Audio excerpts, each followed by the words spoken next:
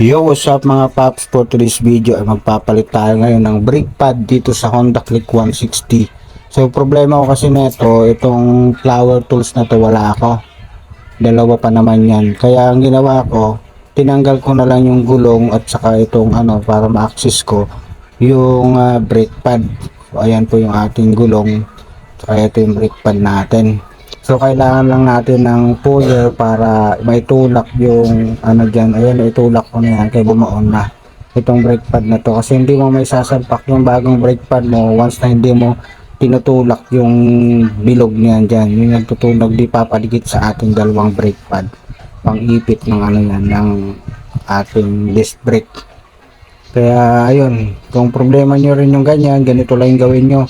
Tanggalin nyo yung gulong, kailangan mo lang ng mga ganitong tools, 8, 16 at saka 14. Yan lang kailangan mo dyan. Depende sa motor mo. Thanks for watching mga paps.